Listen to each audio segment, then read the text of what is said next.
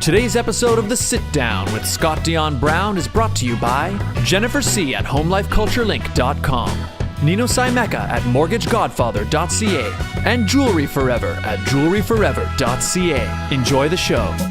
Broadcasting live from Glenmore Record Studios in Toronto, this is The Sit Down with Scott Dion Brown, your Sunday morning talk show with interesting guests, live musical performances, and the most fun you can fit in your coffee cup.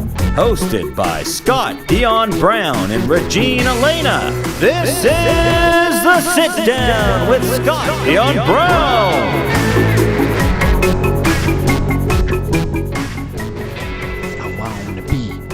The room where it happens.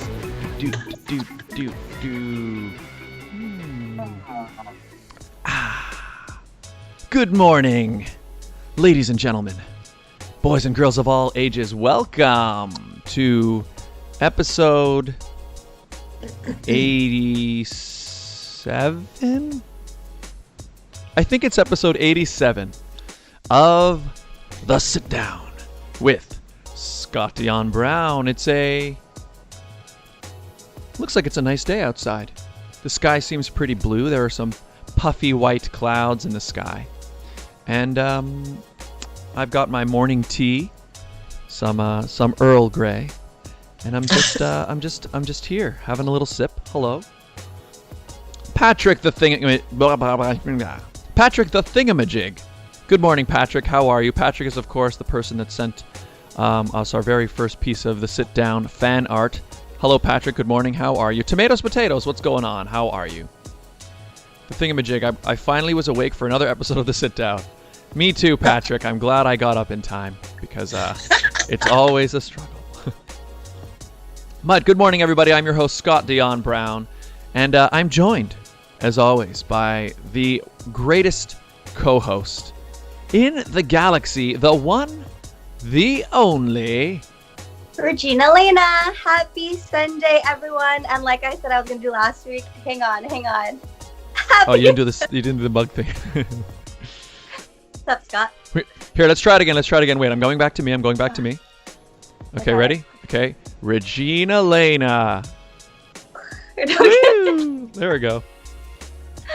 What's up, Scott? Not too much. Feeling pretty good, a little bit sleepy. Just woke up very, very not long ago. And dragged myself across... Sorry, what'd you say? Let that Earl Grey kick in. Exactly, let it kick in. Yeah, I got up and I dragged myself across the floor, pulled myself into the chair and hit go live, and now here we are. So you wear the sit down bed? I do, yes. I get all my sit down stuff ready. I start the kettle boiling before I go to sleep, and I leave it here, and that way I can just crawl right into the thing in my clothes and start. That's exactly what I do. Must be nice to be a guy. You know, I just wake up like this. Patrick says coffee mug to the cam. Exactly, Patrick. That's exactly how we do it. Things. How was your week, Regine? It was good. I posted a new video on my YouTube channel, and I filmed a segment for the Youth Day Global event that's happening next Sunday. So stay tuned, everyone. Cool. Yes, that's right. Regine came out with a brand new video. It made me hungry, that video. Regine ate some brownies that you ordered in from across the country. Yep. And they were delicious. And the thing is, it's funny in the video, you're like, I'm not really a chocolate fan. I'm not. I know. And I'm like, give me those brownies then. Give me those. You could have if it wasn't COVID. I mean, I literally bit each corner of the brownie, and I was like, too decadent for me. Oh, they looked so good, and they were so intricately decorated.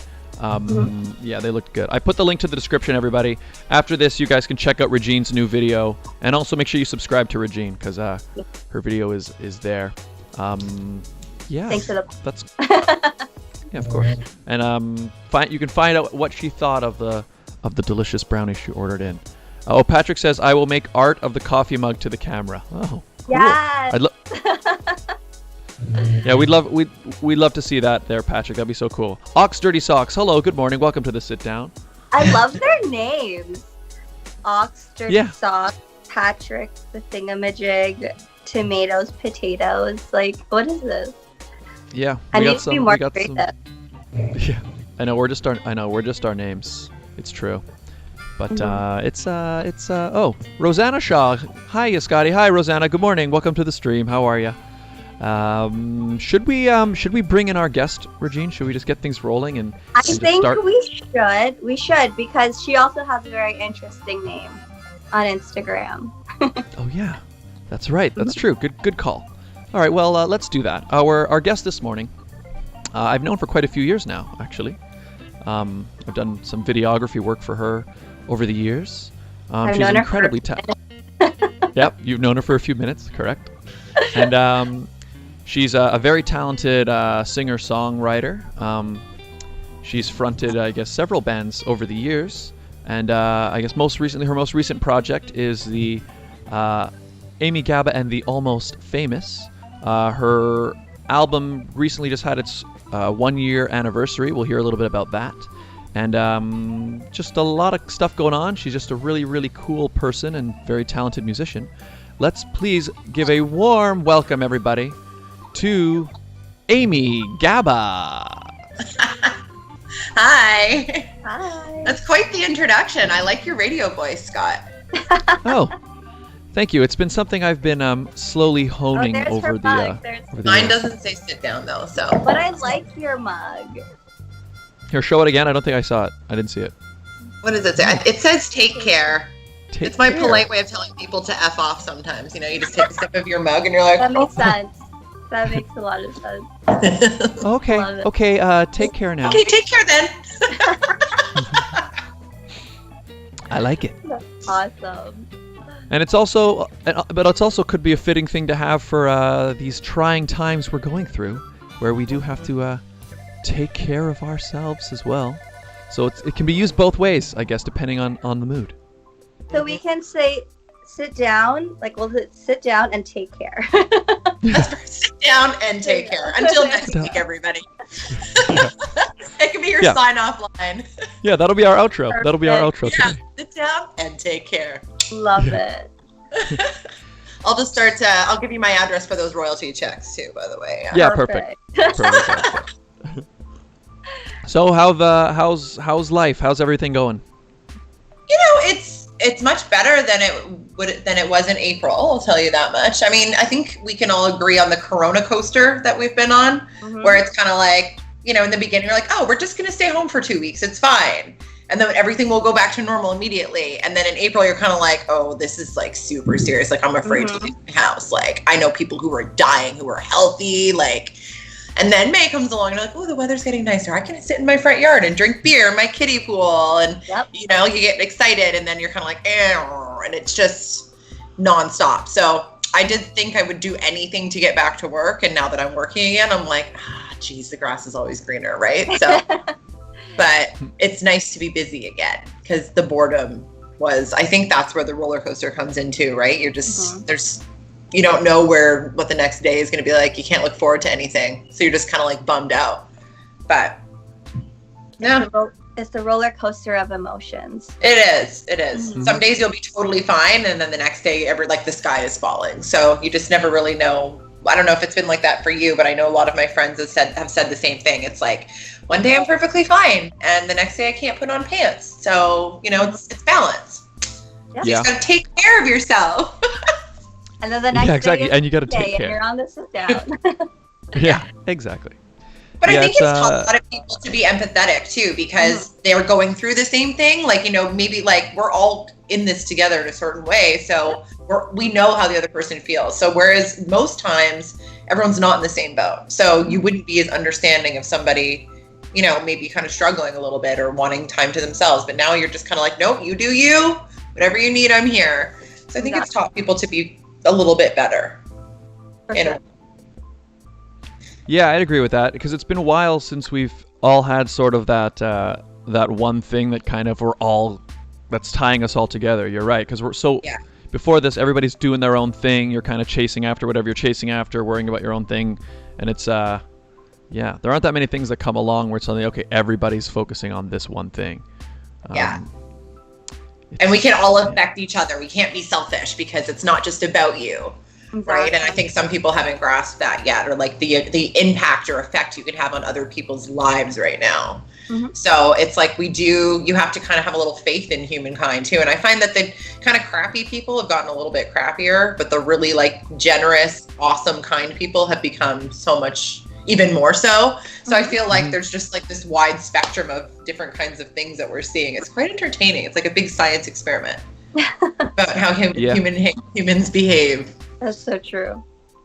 And the messed up thing as well is that we're, I guess because of how, how easily information is spread around. Like I've seen so many videos of people like freaking out in like a store where like I would have never seen, that could have happened and I would have never known about it. But now I've seen it, like a person wanting to like, oh, sorry, sir, you can't come in.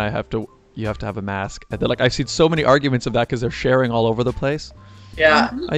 I feel like I shouldn't even be watching those. And it's like, then maybe get someone else to go to the store for you. I don't know. Like, one woman was freaking out because he was like, well, I'd be happy to go get you whatever you need. And she's like, I'm not giving you my credit card. And you're like, okay, so like, I'm trying to help you right now. But they don't see it that way. So it's baffling to me. Yeah, I think I saw that exact one you're talking about. And, I don't know. People are also very high strung, I guess, at the moment. So that it's kind of like a powder keg or whatever. It's kind of a recipe for. Of course. In the beginning, I had a little mini mental breakdown with Instacart because I had to get my I went to Mexico right before all this happened. Stepped off the plane, and it was like the minute they decided to force quarantine on you for 2 weeks. Yeah. Did you? Yeah. So I was like out of the country, and everything in Mexico was fine. No one was worried, and it was like getting back, and that day, all of a sudden, coronavirus was something we had to be worried about, and I had to go into quarantine. I had no food in my house, nothing, because I'd just been on vacation. So I'm trying to order food online everywhere, and it's been a nightmare. And Instacart finally agrees to do it. It's supposed to be next day delivery. A week later, finally, I get a message being like, shopping for your trip. But they were out of 98% of the things that I had on my list. And so the shopper was just like, ha, ha, ha, sorry about your luck, and like laughing at me. So I had a little bit of a meltdown. I was like on edge already, and then this person just kept pushing me, thinking it was hilarious that I couldn't get food because like everything. Did you complain about that person? Oh yeah, and they didn't seem to care, which is why like I will never shop with them again. And and then like my account got hacked, and so they like emptied someone bought $300 worth of groceries on my creded card, but like I got it back. But it's very weird out there right now. That's crazy stuff going on. Like I use Instacart all the time, and I've had maybe 1 or 2 people that were jerks, and I complained about them and got my money back. Oh wow.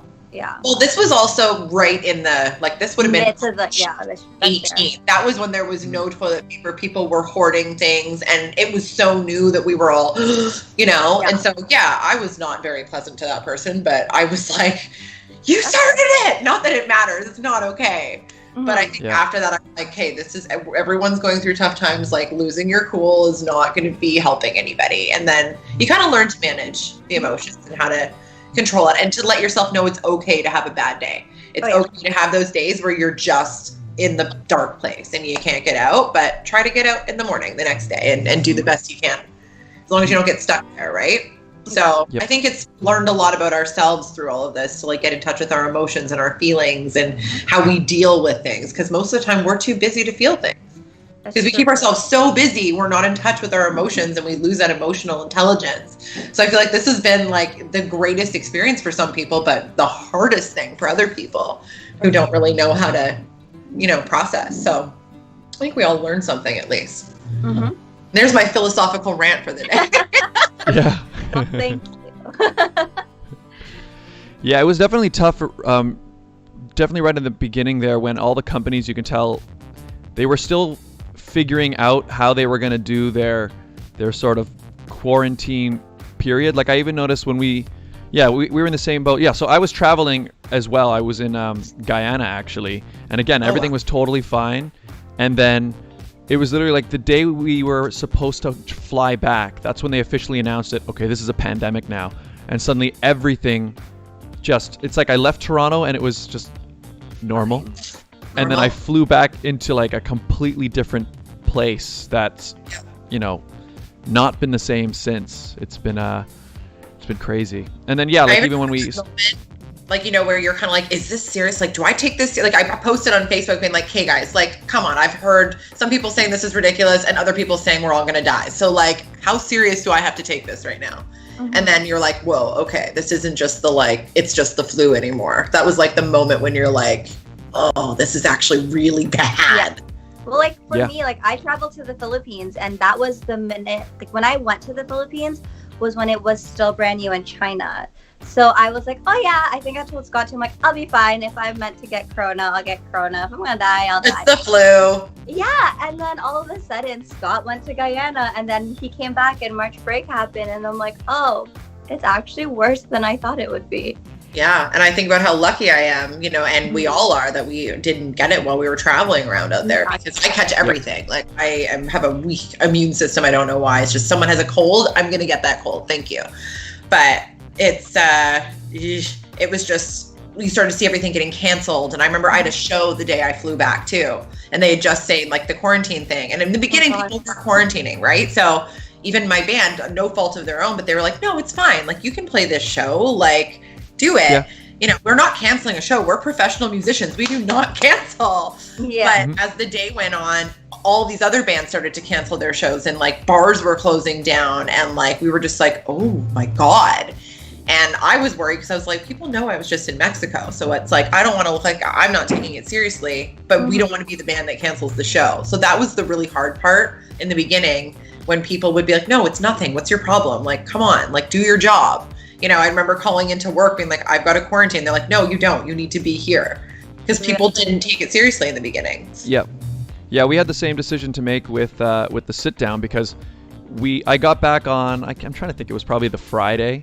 And we do the show on Sunday. And when I got back, again, at that time, like they had just declared it a pandemic. So nobody told me that I should quarantine. Nobody told me any of that stuff. Now, I chose to kind of stay away from people just on my own anyway, just because I had heard that they're the 2-week thing. But I remember that we did have to make a decision, like, are we going to do this show? And then at the time, we were supposed to have Athena Park come in and be our guest. And it was on that Saturday when we were like, you know what, maybe we shouldn't. And so that's why at the very last minute we had to and that was our first Sunday where we didn't have a show because we hadn't even set up to do it over Skype and stuff yet. Yeah, it did feel weird. Because you wouldn't have been prepared for that. Just like a lot of people who worked jobs in offices suddenly had to work from home.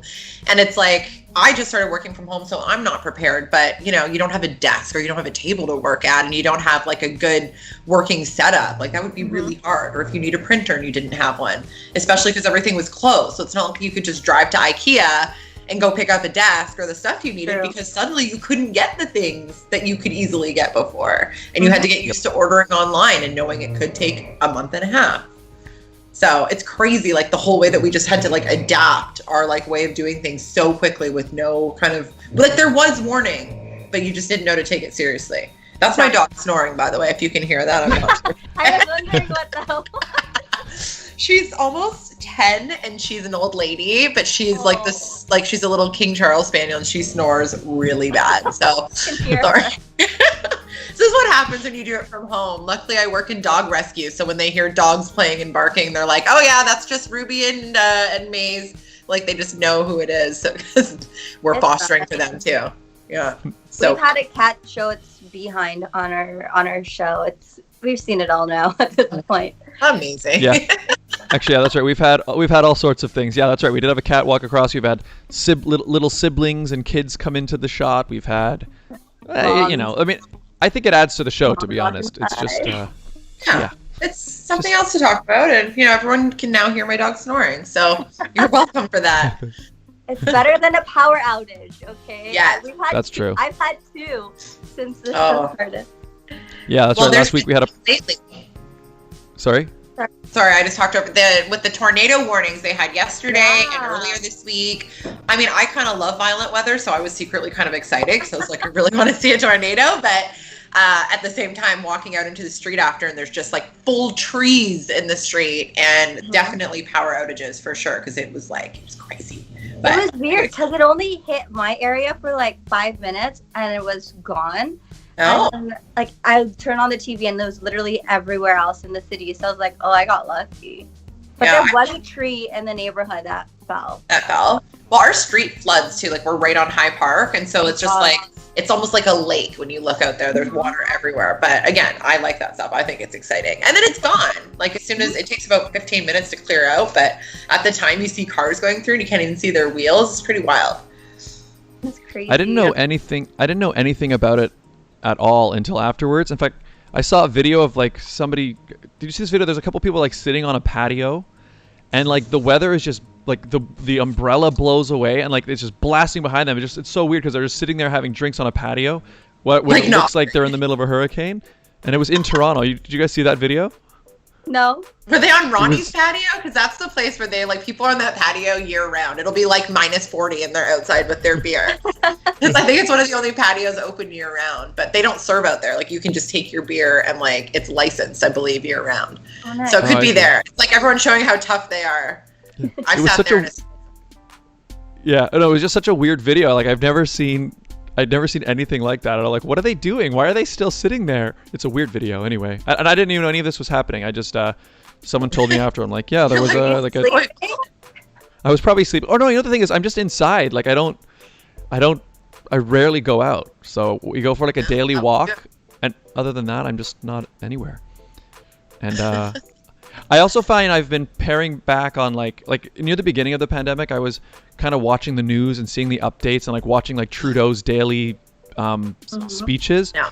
And I kind of just stopped doing that. I almost have really pulled back on a lot of it. So I think it's because I'm trying to you're trying to make your life more the new normal, right? So if you're checking the news every day and you're watching Trudeau's updates and whatever, it's good, but it almost makes you a little more afraid, I feel like. Now I'm I'm not going to concern myself. If there's something big, I'm sure I'll hear about it. Mm-hmm. And for now, I just want to this is my new normal. So I think that's what I need, is to be no, this is not a temporary thing. This is just, I'm living my life now, rather than this feeling we're all holding our breath, waiting for it to end.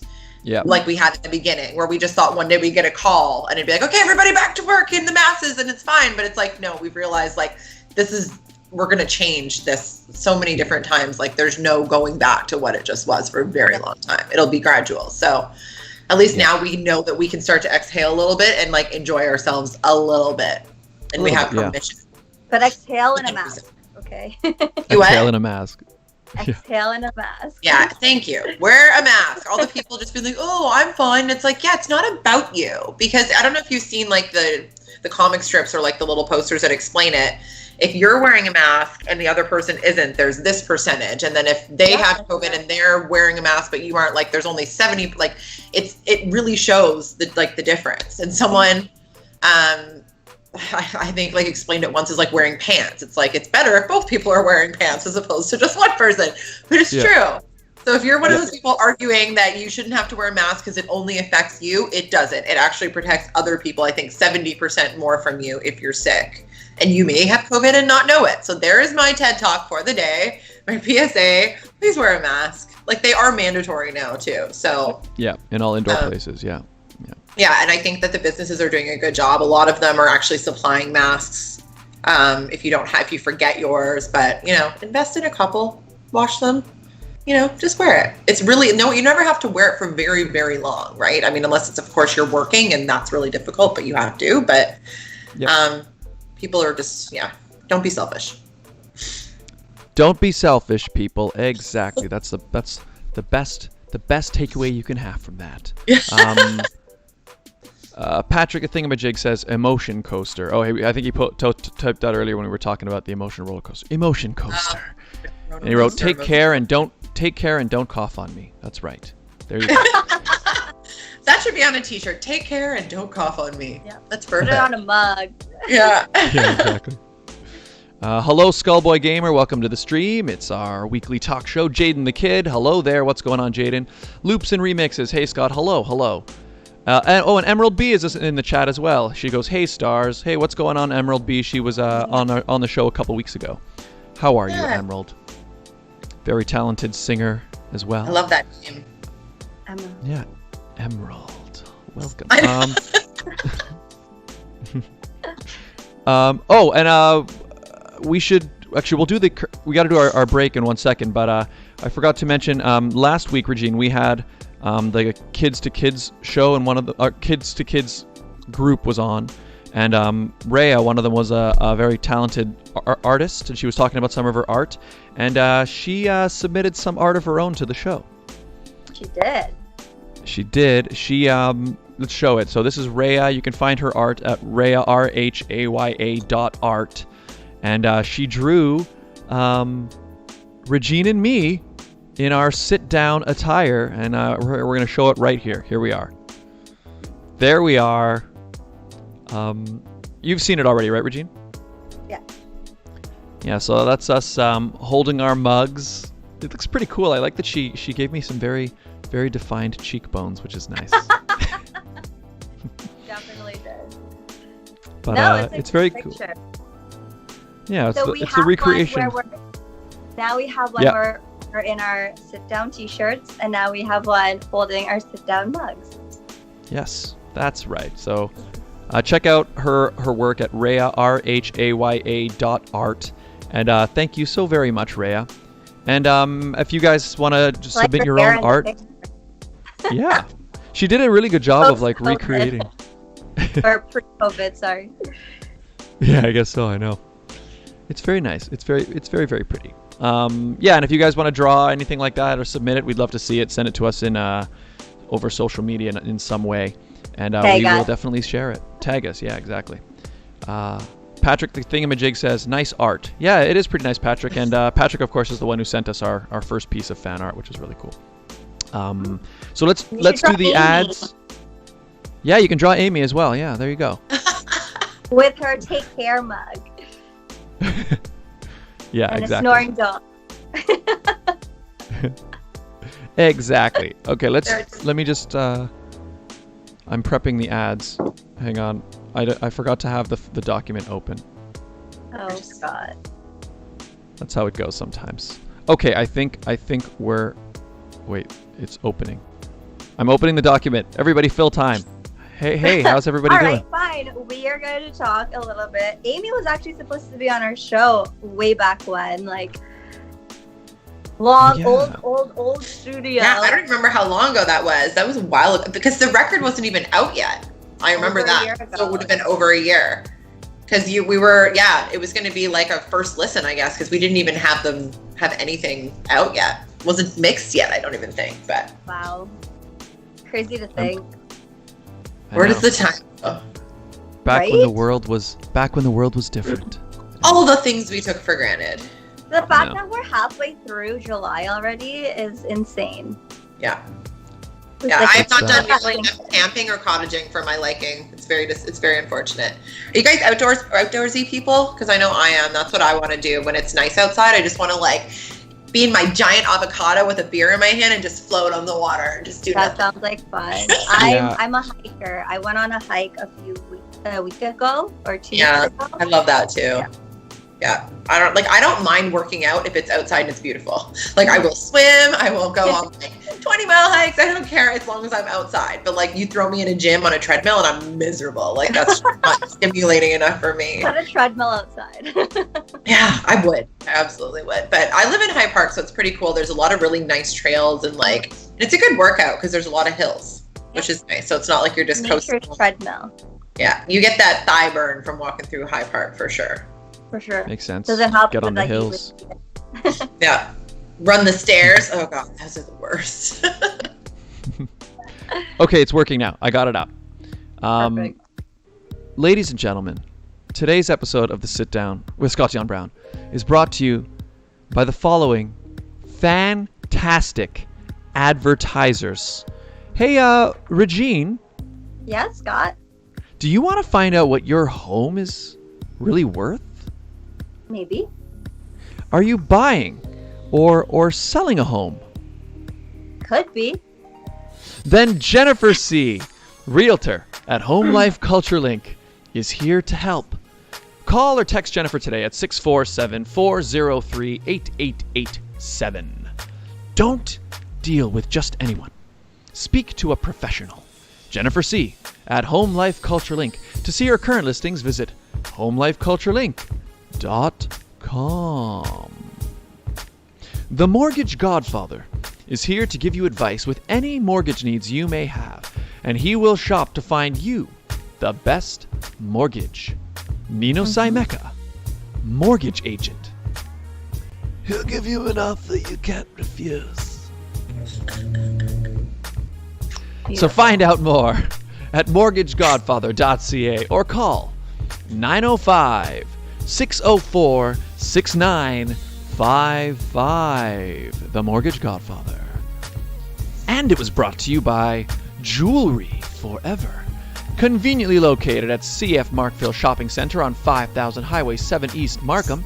And they've recently reopened now with COVID restrictions and safety protocols in place. So you can head over there to Markville Mall. They do custom-made jewelry, repairs, and they change watch batteries, all done on site. And we have a fantastic deal worked out with them right now, don't we, Regine? Yes, yes, we do, Scott. If you let them know that Scott and Regine sent you, you'll get 15% off your entire purchase. That's right, 15% off, 15%. Tell them Scott and Regine sent you. Get a great deal and get some beautiful stuff in there. Jewelry Forever. Find out more at jewelryforever.ca. And if you would like to advertise on the show, it's very easy, right, Regine? It's simple. All you guys have to do is email us at radioshowad, that's radioshowad@gmail.com. That's right. It's a very easy way to open up your new business to a new audience. And we do the ads live every week, which means you can personalize them every week. So if you have an event or a sale or anything specific to a time or place, you can let us know, and we can let your potential clients know in real time. So get in touch at radioshowad, radioshowad@gmail.com. And we're back. Hello, everybody. We're back. Welcome to episode... It is 87, right, Regine, of the sit down? Is it 87? Yeah. Okay, good. We're here with very talented singer-songwriter Amy Gabba, singer of Amy Gabba and the Almost Famous. And, Mike Brown. Good morning, kids. Have a great show. Thank you, Mike Brown. Thank you very much. Strike Strider, Zeectic Form. Cool. Hi, good morning, Strike Strider. How are you? Welcome to the stream. We're here with Amy Gabba. So, Amy, you're part of Amy Gabba and the Almost Famous. And your album recently celebrated its 1-year anniversary. Mm-hmm. Tell the people about your album. Well, it's 1 year old, and it was never really, going to be an album. That's the funny part about it. It was started with, I was doing some writing and a friend who had a studio in California was like, you should just come by and do a couple songs. And, that's how it always starts. And you're like, sure, let's jam, and you don't think it's ever going to happen. So then you go out there and you do a couple of songs, and before you know it, you're like, oh, that's the drummer of America who's playing on my record. And there's like the guy from Real Big Fish playing guitar. And you're like, this isn't some amateur night in Dixieland thing I expected. It's like actually real. And then we just had 5 songs, and we were like, okay, well, now we've got these 5 songs recorded. I guess we'll put them on an EP and just see what happens. And then I was like, well, I guess we have to play a show. So we have to plan that. And Scott, you did the video for that, the EP release show, which is funny because we've known each other for so long, but you got to kind of see the original band, I think, for the first time, because you used to film my cover bands and stuff like 8 years ago. Used to be a lot of covers. That's right. Yeah, so you've kind of seen the progression over the last 8 or 9 years of cover bands and other fun stuff and acoustic stuff, all the way to doing a ska album in California. So we're supposed to do the second one right before COVID hit. So we've got that all ready to go, but we haven't recorded it yet. Nice. That's so cool. Yeah, that's right. I guess that would be the last. That's the last time I saw you, right? It was at that show. It would have been. in September when I was really sick too. Remember, I was like, that's right. Cough Yeah. syrup on stage. I was so sick. It was the worst because it's like the show you look forward to your whole life, and of course you get sick. So it was so hard, but it was really fun. But Yeah, I remember I couldn't speak for a week after that. Oh, wow. Yeah, I remember when we got there. I arrived there sort of a little while before your set was supposed to start to set up the gear and everything. And that's right. I remember when you spoke to me, you were like, "Hi." That's right. You could barely speak, but you know, you still killed it that night on stage. So you pulled whatever last little bit of voice was in there. You kind of just used it all right there. It's definitely a lot gravelly in those videos, a lot more gravelly in those videos than it usually is. But you know, and I think the good thing about being in a ska punk band is that that's really what they're going for. Like, I remember when I first started like playing shows and doing the Joan Jett band, and I'd get sick, and Mike, you'd be like, yes, because it would just make my voice that much more like punk and gritty, right? So it's like it'd be a really bad thing if it was some country band probably, but the fact that, you know, it's okay if you're sick in these kinds of bands, it just gives you that edge. Yeah, it gives you a little bit of that gritty raspiness. Yeah, that Brody Dahl, Joan Jett kind of thing, where it's not, you know, you don't want to be too pretty. It's got to have some sort of grit to it. So when you were creating the songs for that album, I guess what sort of things did you write about? Did you have ideas and like what sort of things did you draw inspiration from? Well, that one's a complete breakup album, except for Revolution. Actually, this is the funny story. I was engaged to somebody, and then we broke up, and we were living together, and we had to still try to make that work. So basically, the whole record is about that, and we even wrote a couple of the songs together. So yeah, like I wrote Lies like 2 days after we broke up, I think, because I was like just so sad. But I was like, it was almost like a cheer up song. Like, it's just the lies you tell yourself. Like, you think you're never gonna get over it, you're fine. And then like Soulmates and Strangers was like the other one, being like, holy crap, my whole life is different now, right? So a lot of it's about that whole ending and then starting over, but it was just really cool that we both kind of dealt with what was going on by writing them together. So we did The Distance and Soulmates and Strangers and F.U. Cupid together. Those are songs that we co-wrote, and they're all just about us. So it's kind of got that like No Doubt Fleetwood Mac kind of thing happening, where you're like in a band with someone, you're writing about your breakup, but we're still really good friends. And I think maybe that's the only reason why we are, because we were able to we had an outlet to deal with things, as opposed to most people who break up and just split and don't talk ever again. Like, we continued to live together for I think 2 or 3 months after that. So we had to find a way to kind of make that work, and we did. So it's really neat. Like, the whole record's really meaningful to me, because it's like, it's not a concept album, but it almost feels that way because it's about the whole event essentially. Wow. So that makes it, I gotta think that those songs then would have never, like, they're very much a time capsule of that exact moment in your life. Like, I feel like there's no, so you probably could never write those types of songs maybe again, maybe. What do you think? I mean, hopefully not. Well, maybe not, but you don't want to go through that again, but it could happen again for sure. I fall in love all the time. So I always say it's good when this kind of stuff happens, because I always get the best material out of it. If I'm like in a relationship and I'm happy, the songwriting is terrible. So I understand the burden I must carry. It's a good thing when things like this happen, because then that like good things come out of it, right? But I think that's how I excuse my horrible taste in men, where I'm like, no, I'm doing it on purpose. It's fine. I need a new album. Don't mind. Yeah, I gotta write a new record, so I gotta go chase down some like sociopath who's just gonna treat me like garbage. But so my question to you then is, this new album that you're working on, what's the backstory behind that?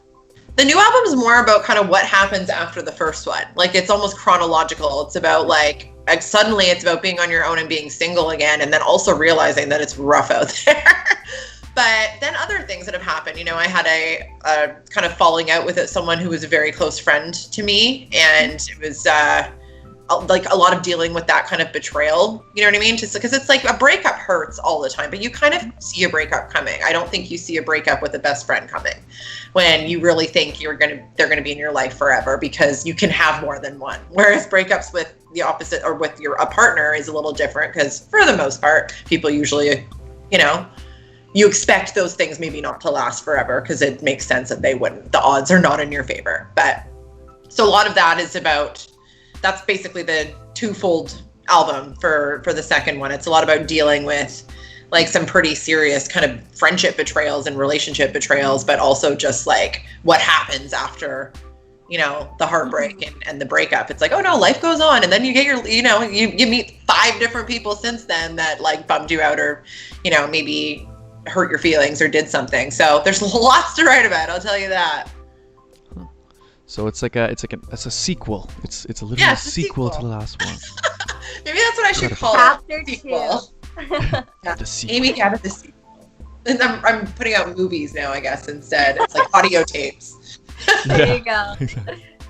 And I guess so. You guys were pretty much ready to go, right? To go into the studio, and then it was put on hold, right?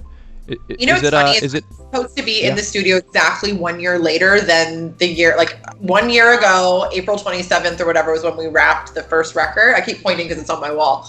But I was supposed to be in the studio exactly a year later, which I thought was really cool. So it was like April 27th, fly in, and then leave like May 5th. But of course, like I think the border shut down like March, end of March or something. So yeah, that definitely didn't happen, which sucks. But it's like I'm learning to record from home. I'm learning skills that I wouldn't have had before. I'm not very good, but I'm trying to figure out my vocal levels, and it's much harder than I thought it would be. But I'm getting there. Actually, we did some recording together, Scott, so I know you know all about that too. Because we did some recording in the basement like years ago. So I'm like, I forgot you were like one of the first person who produced any music with me or engineered anything when I moved to Toronto. Like, that's crazy. Right. We did. We go. It's true. That's I forgot about that on the Glenmore Records channel. We did some stuff. Oh my god, and the YouTube videos. Yeah. But that's true. We go back quite a ways actually. And the thing is, time. It's weird that time feels like it's going by faster. So that's why like somebody will say like, oh yeah, that was like, when was that? Oh, that long ago, eh? Wow. Okay. Yeah, like 10 years ago. Shoot, I've lived in Toronto for 13 years now. That's what's crazy to me.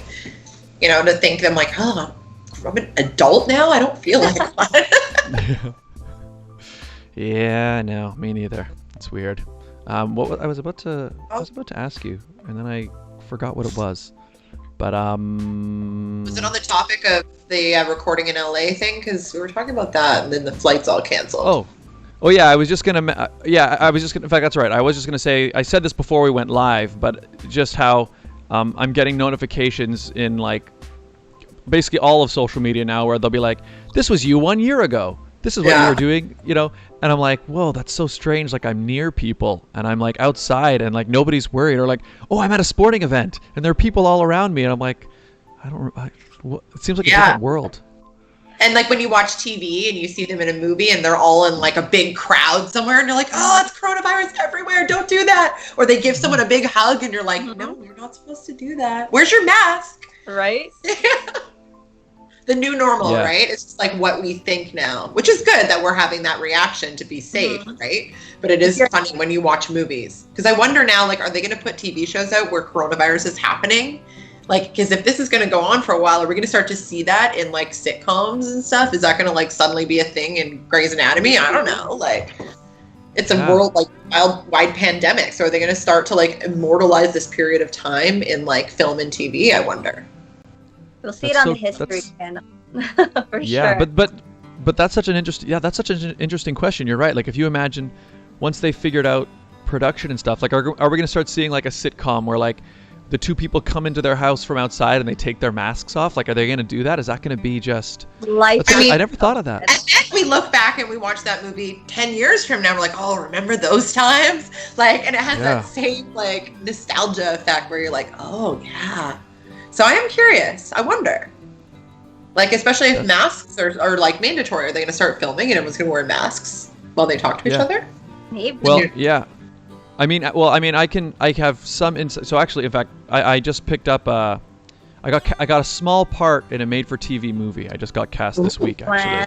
Congratulations. Thank you. But I bring it up because the interesting thing is there are a lot more. So they sent me this long breakdown of all of the restrictions that they've put in place. Like, for example, like food on a film set. Usually it's like a big sort of buffet style, right? They lay it out, all the food's there. You just go up, you grab a plate, you fill up, You do whatever you want. Yeah, there's none of that now, and so they're so for makeup, the hair and makeup artists, what they're gonna do is they're gonna make like individual little makeup kits for every actor. Yeah, and then I keep that with me at all times. So then the hair and makeup artist is gonna come up to me.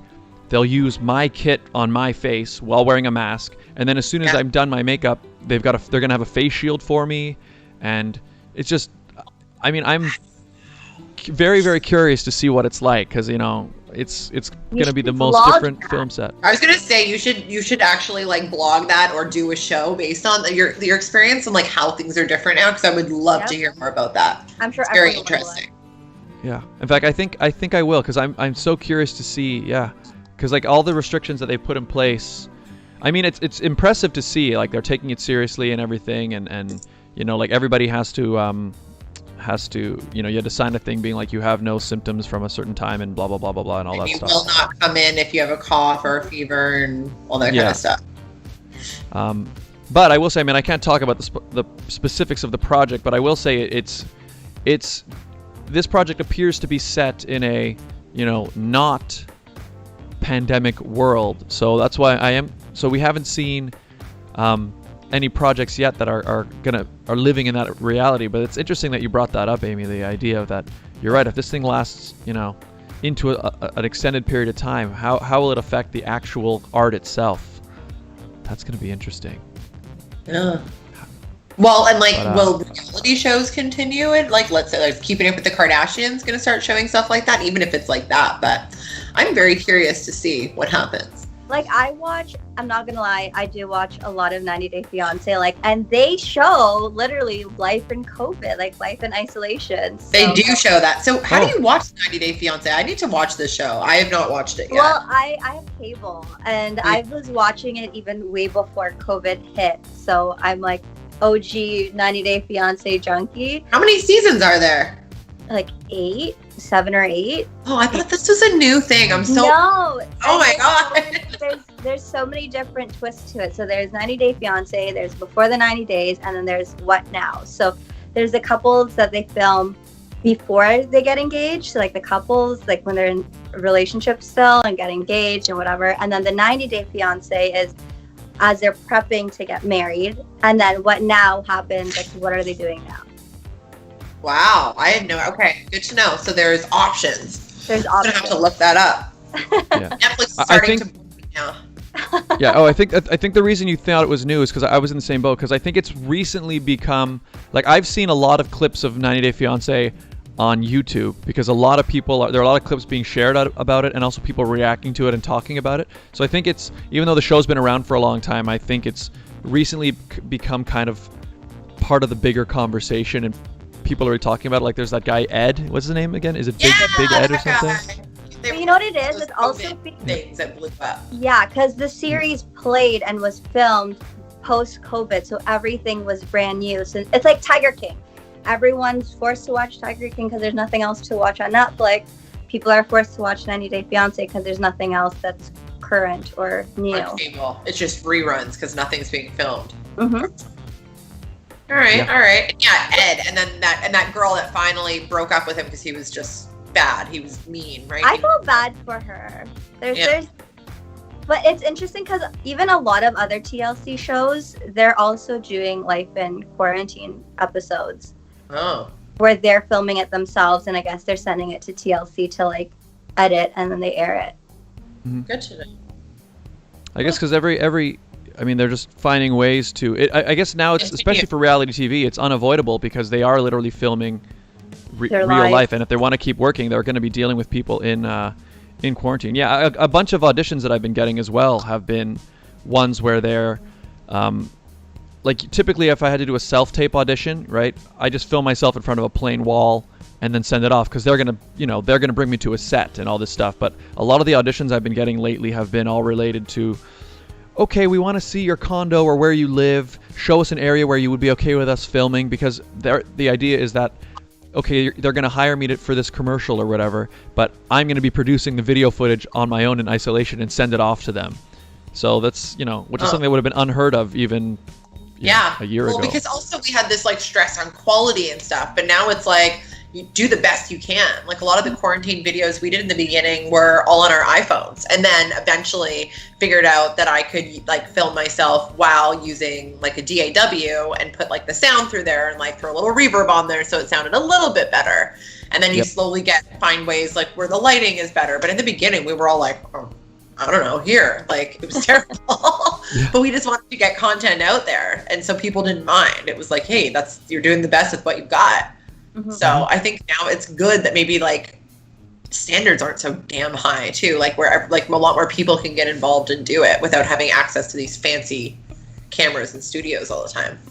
Well, you know what the weird thing that's been weird for me to watch is in fact I'm not sure if it's probably not happening anymore, but starting to see like the news anchors and or say late night talk show hosts, like they're all doing their shows from home. And it's bizarre. I think hers from home too, right? Mm-hmm. Yeah, and it was bizarre to see, these people whose faces I'm used to seeing with, professional makeup and professional lighting, and they're big.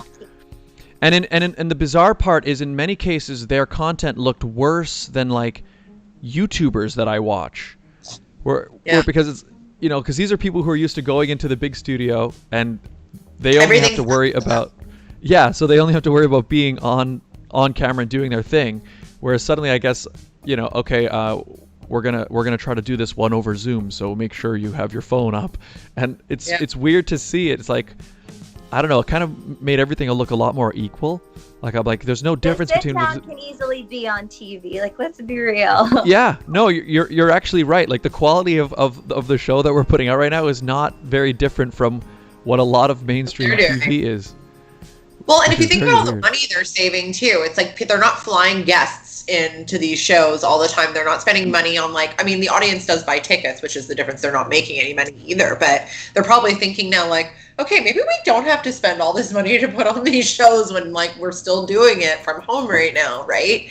Or even companies and businesses who usually they have people fly out for meetings nonstop, and they've been doing them all on Zoom and they're used to it. They're like, well, maybe we're going to save like hundreds of thousands of dollars now because we don't have to send our employees to fly across the country for a 2-hour meeting and then fly back, right? Exactly. So, but I'm sure I hope people don't forget that real people contact is still so important. Mm-hmm. And you don't want to lose that entirely, but at least we know we can survive in the meantime until we're allowed to do it again. Mm-hmm. Yeah. It's interesting to see too. Sorry. Yeah, no, go. Yeah.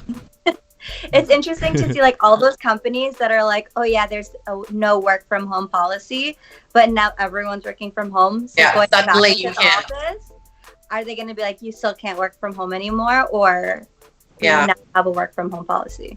I don't know. Like I used to work for a company that was like no working from home ever. They were so against it. And now I know that they all are working from home. Yep. But it's like they spend so much money on office space in these big places. And it's like you're going to have a big deficit to get out of. So that office space you're renting would probably be smart to give up for the next couple of years, because you're just throwing money away that you really don't need to spend.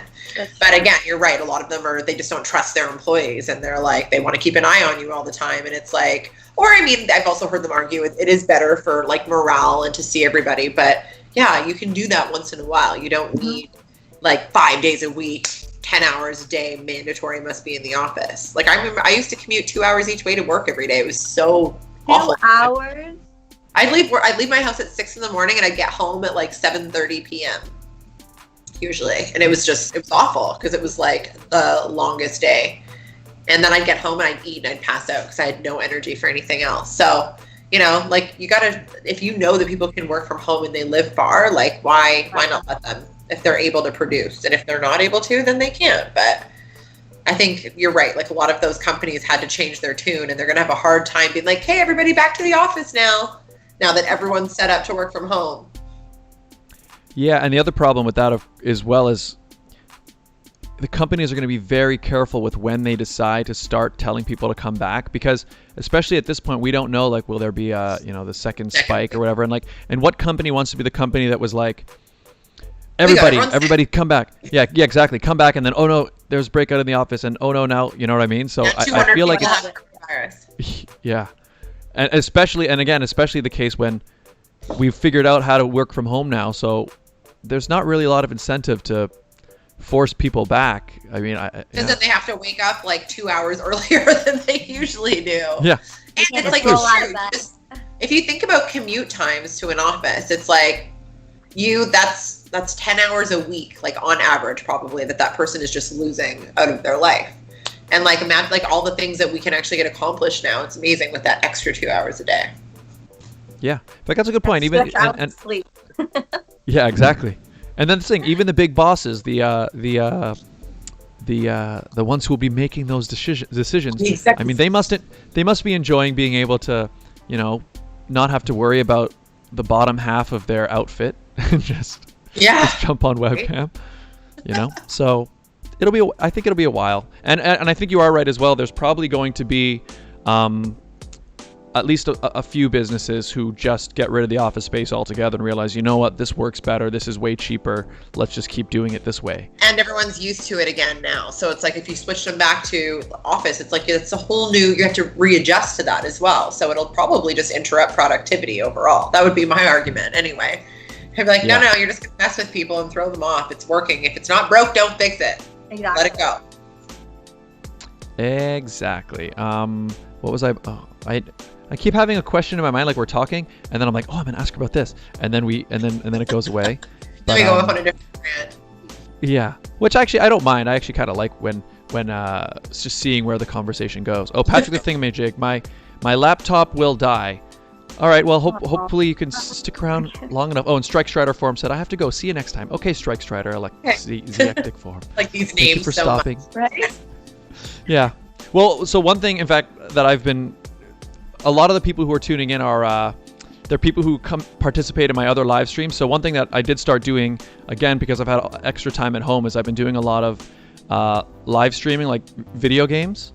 And so I've been sort of building an audience with people playing video games, and so now a lot of them are tuning into the show. So that's what, and a lot of them have like cool gamer name tags and stuff. So okay, that makes sense. That's like, this is the coolest Instagram name collection ever, right? Yeah.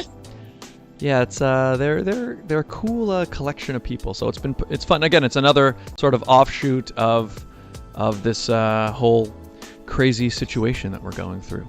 It's just been nuts. It's just been nuts. Actually, I wouldn't mind asking about. So we talked about it briefly beforehand, but oh no, wait! Before we go to that, I did want to ask you about. I did see you did do a song where it looks like is that recorded during COVID, where you guys are all in different places? I saw you shared a video where you're singing with a group. I think it was a cover. It depends on which ones. We've done a lot of videos, so it depends on which song. But they've all been done from home. I've probably done maybe 10. Oh, nice. Okay, cool. But, well, they're not all full songs. My friend Mikey, I don't know if you ever saw Mikey and his uke kind of shared, but he was like, just started doing these ukulele covers every night. And then before we started adding people. And then we ended up getting like bigger names like Noodles from Offspring. We did one with him. And then there's just been a whole bunch of different kind of people coming into it, and like big bands and like guys from Goldfinger, and Mikey's project kind of grew. So it started with us just doing like a little 4 separate location of Holiday Road, the Lindsey Buckingham song. And then eventually he grew to 100 videos. I think he did it. And it was like, it was really crazy. So I think I was in like about 6 or 7 of those. And then with other people, we did a cover of, we did like an Against Me song. We did a cover of Deviant. So it could have been any one of those videos you're talking about, but they were all just Deviant. Deviant is the one that I saw, and I think I put the link to that in the description. But oh, nice, that's awesome. Perfect. Yeah, that was all just like, I think mine was done at Rehearsal Factory because it had just opened at that point. But everyone else was just at home on an iPhone, and then just mix it together and try to put something out, which is cool because it's really like raw and real and stripped down and one take, like. Not that we're vocal comping everything together, so it's pretty fun. And I think a lot of art is going to be created that way. I mean, for the next while. I know one thing I heard, and I think I mentioned this in the show before, but I think one of the only production like for TV stuff that hasn't missed anything has been like animation, because I guess they all are just able to just keep working from home. Like I know, what was the show? Paw Patrol, the kids show Paw Patrol. I don't know if you're familiar with it, but apparently they're just rioting in the streets if Paw Patrol stopped. That's why they've got to keep going. Well, I remember exactly. I saw an article pop up that was just like, Paw Patrol announces that their new season is right on schedule and it'll be airing right on time. And I'm like, because they probably just, you know, all the mothers are like, oh, thank God. Yeah. The parents, they're just like, oh, okay, because if Paw Patrol like shut down, then the whole world is going to fall apart. I can't imagine what the children would do. Paw Patrol's the new big thing, I guess. It is. I used to be a birthday party manager, and literally every other birthday was Paw Patrol. Paw Patrol, yeah, that's the thing. Always on the double. Paw Patrol. Paw Patrol's always on the double. It's it is a fun show. I didn't realize it was Canadian as well, but it's Do you watch it? Show.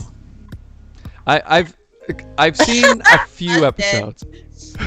Well, you know what it is that I would. It's the kind of show where, yeah, it is good. But it's So I don't have cable, right? So I stream like 99% of what I watch, but I do have a TV antenna set up in the condo.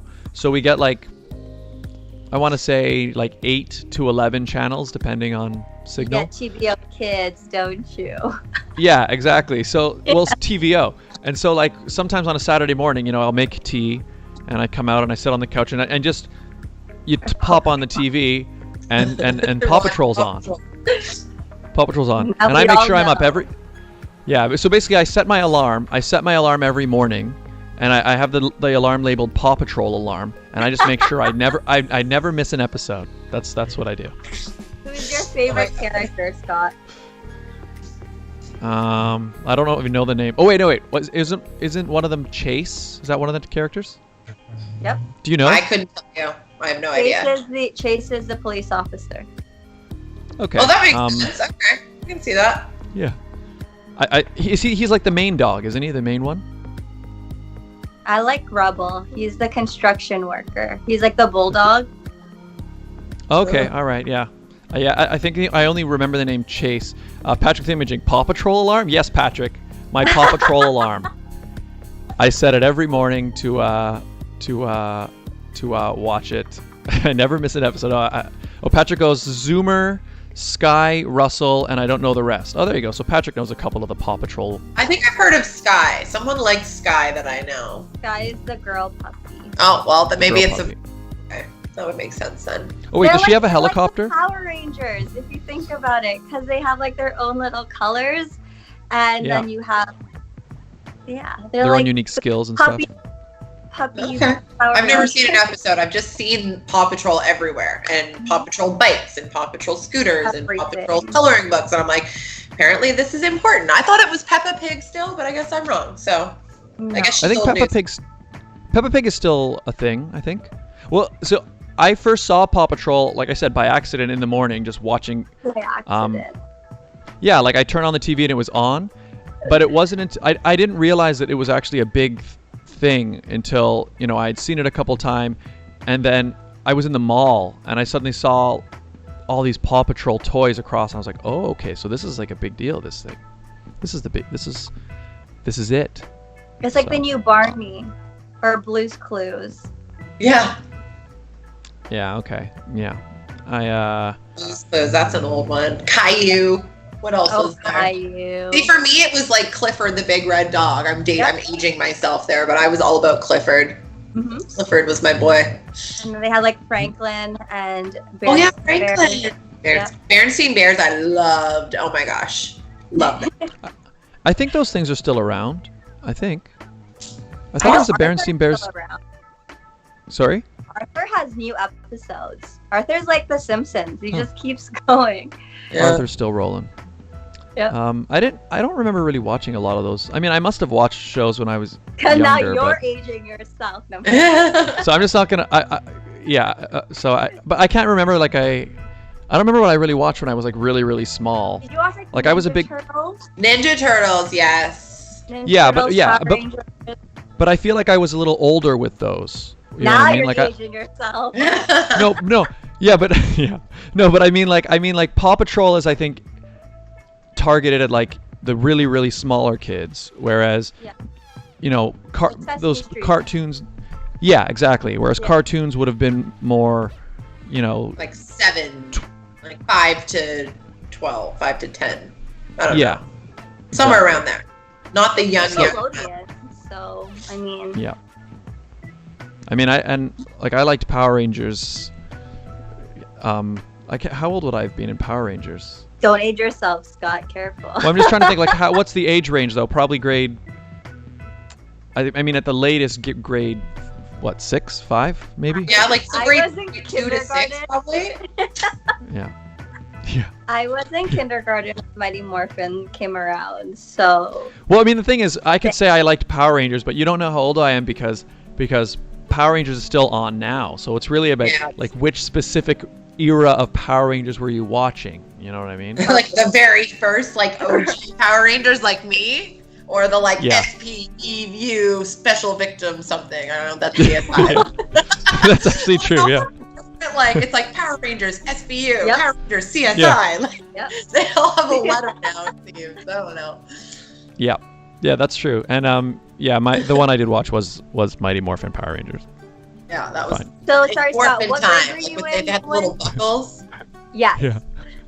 I used to have one, and you press the button, and it would and it would like play the song. And I wanted to be Kimberly, obviously. Like I think we all wanted to be like a ranger. Pink Ranger. Yeah. Yep. And I wanted to be the pink one, and I was obsessed. It was so cool. I remember there was like me, my girl cousin, and her brother, so my guy cousin, and it would be the three of us. And I'm like, I'm gonna be the Pink Ranger, and I forced my cousin to be the yellow, and then I looked at my guy cousin like, you're all the boys.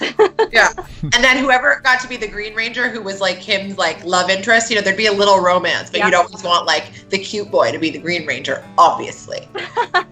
Oh my God, those shows. I would love to see an episode of that now, like 20 years later, just to be like, what? Well, actually, I think they're on Netflix. No, I think I did watch. They are on there. The very, very first episodes are there. Really? And they're on Netflix. I discovered that a little while ago. We know what Amy's doing today. Power Ranger. Well, the thing that I didn't realize is that there were so many episodes, because I guess it was on daily. I didn't realize that. Yeah. But there's like hundreds of episodes. So you'll see when you watch. There's a. Well, I can't believe I'm so excited. Yeah. I like those last. They take me back. Yep. And the funny thing is, right? So the original ones, you had Kimberly the Pink Ranger and Trini the Yellow Ranger, who was a girl. But you know how, because Power Rangers was a Japanese show first, right? And so when you see the Rangers in their suits, you're actually watching the Japanese footage. And in the Japanese episodes, the Yellow Ranger was actually a guy. And so if you actually go back and watch the original now, you'll notice very clearly that like when you see Trini not as a ranger, it's Trini, the girl. But when you actually look at Trini, even though you hear her voice, it's clearly a male in the yellow suit. But I never noticed that as a kid. Oh, I didn't know any of this now. But I did notice all their fight scenes were obviously different. Like it was like different cameras and different like, because it was all fuzzy and like weird. It didn't feel the same as like them in high school, like at their lockers. So that's interesting. I'm gonna like really watch for that now. Yeah, well, you'll notice like on buildings or like on the trucks and stuff, like the writing is never in English, and that's why. It's because it was a Japanese show that they adapted. Yeah, you guys didn't know that? Oh, yeah. No, I had no idea. The more you know. Yeah. Well, like you should, if you watch it now, like you'll see it's very, very clearly obvious, and it's very easy to tell like when they switch. But it's still it adds a charm to it. And the other thing that's interesting is apparently the plot lines that the Japanese show followed were actually very different from what they went with the English. So it was like what they did was for the English version is they got all this footage, and then they would look at it and they would be like, okay, let's figure out how can we make a story make sense with this footage. Footage. We don't understand what's going on at all. Actually, no, now that I think about it, the witch, the one that comes out of the hole with the things that her head. Rita Repulsa. Her lips never lined up with what she was saying, didn't it? It was like you noticed that because she'd be talking but like it would be so off. And I'm like, oh, I get it now. Like, because she was obviously speaking Japanese. Yep. At the time, I thought that was just like, oh, that's just how Rita talks. No. Yeah. As a child, you don't question things enough, I feel like. You're just kind of like, okay, this is the way it is. It's fine. Unless you're one of those kids that's like, but why? But why? I could be like that sometimes. I was never that kid. I would just accept it. Usually I'm like, it's a TV show. It's the way it is. I don't know. I don't need it to make sense.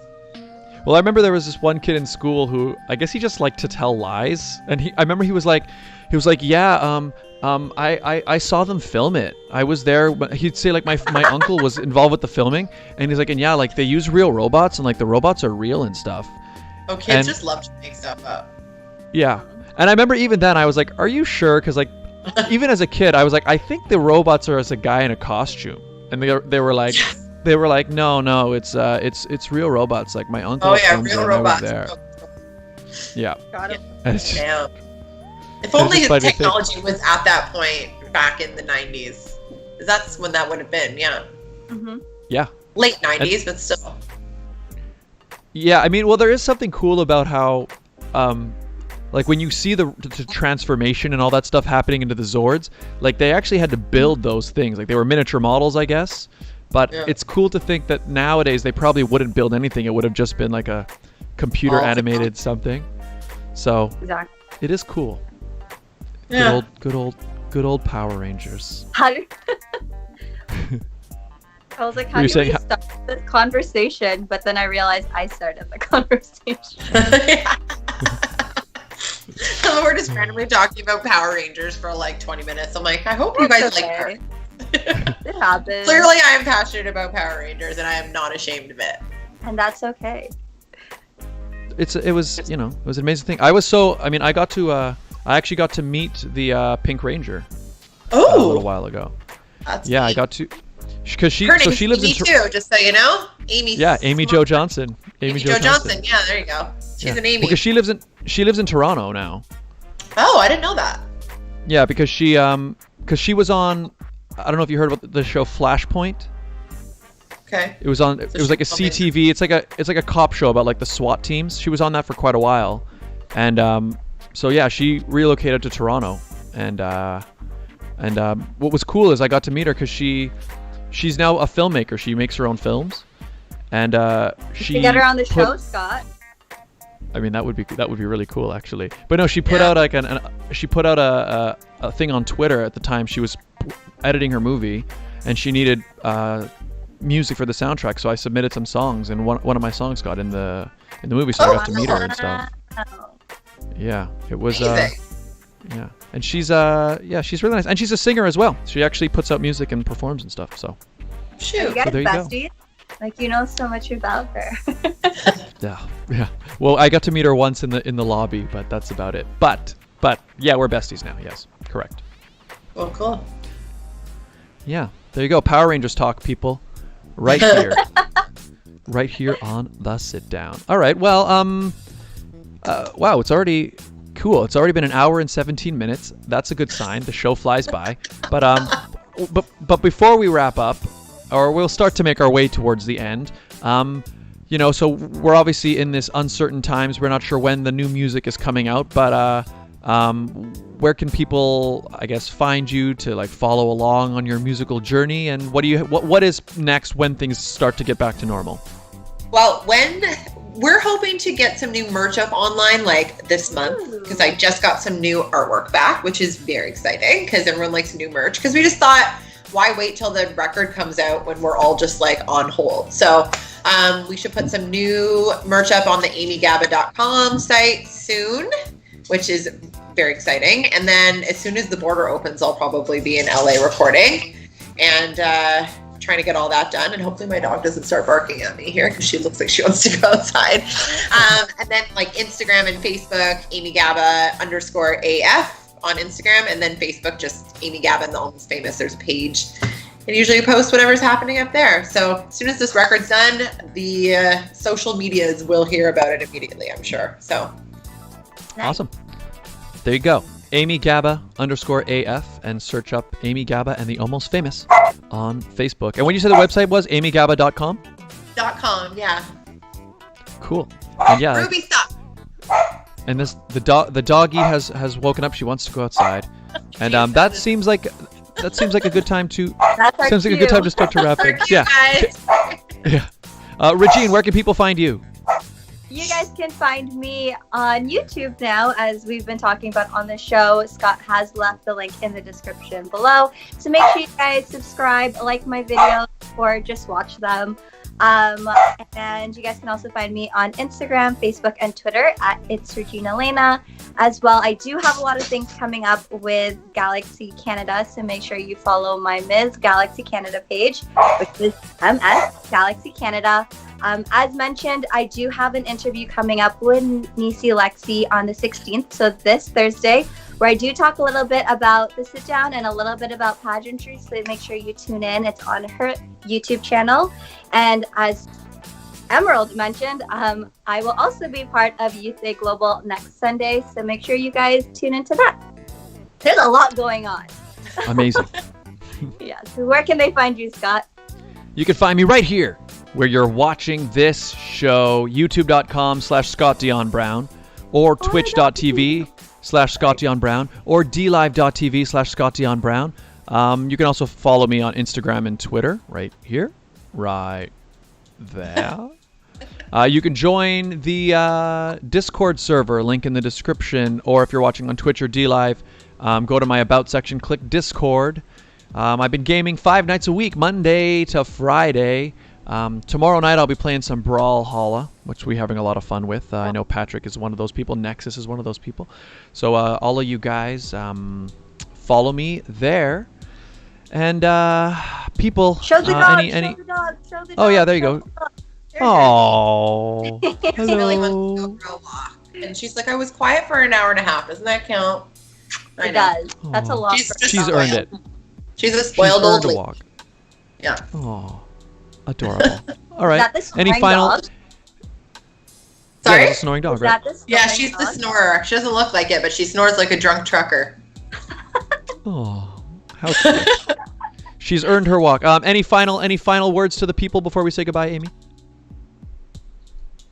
For the people or from the people? For the For the people. Oh, for the people. Headphones too. Take care Oh yeah. and sit down. Sit down and take care. There you go.